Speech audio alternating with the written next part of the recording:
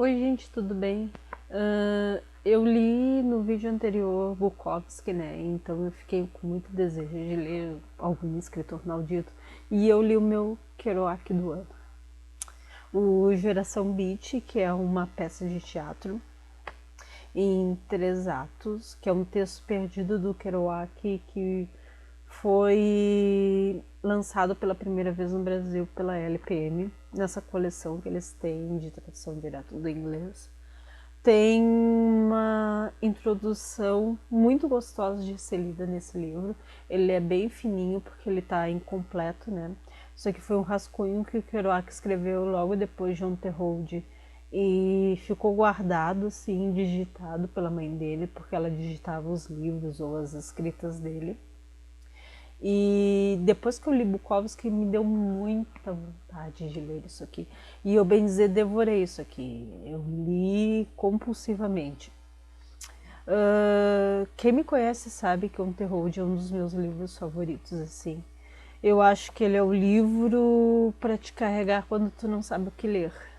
Porque tu pode abrir ele aleatoriamente, começar a ler os parágrafos e começar a pensar na vida, principalmente na tua existência, a partir das relações que tem ali entre os personagens. E aqui não é tão diferente quanto ali.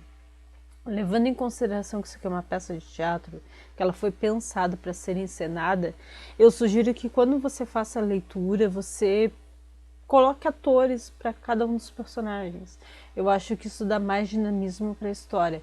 Principalmente se a gente for levar em consideração que aqui nós temos pouquíssimos personagens, diferentes de On the Road, que tu tem aquele número infinito de pessoas que ele vai conhecendo ao longo da viagem. Eles são um diálogo, como é uma peça de teatro, só temos diálogos entre eles. A tradução do inglês segue o mesmo estilo de On the Road, então os erros de português, os erros de inglês no caso, são traduzidos como erros de português também propositalmente. O Kerouac ele inventou meio que uma linguagem, uma pontuação dele própria. Ele não era muito fã de parágrafos, então isso pode transformar a tua leitura numa parte cansativa às vezes, mas depois que tu te acostuma, tu só vai. O brabo é tu te acostumar com a ideia que ele tem de texto escrito, né? De demonstração. O Kerouac, nesse livro aqui, ele tem um diálogo maravilhoso entre um bispo e o Buck e a Cora, que são outros dois personagens que aparecem desde o início, que ele fala sobre a existência das coisas e sobre a materialidade das coisas. Aqui o Kerouac ele já tinha algumas ideias do budismo meio que infiltradas na cultura dele. E nessa fase aqui ele ainda não é tão adepto ao uso dos comprimidos, né? Ele usa mais aqueles pacotinhos que até hoje vêm em alguns medicamentos para conservar a validade mais tempo, que eles chamavam de bolinhas. Aqui ele ainda era um consumidor disso, ele não era ainda tão um consumidor de comprimidos de álcool. Então o álcool aqui ele não é tão presente quanto em On the Road.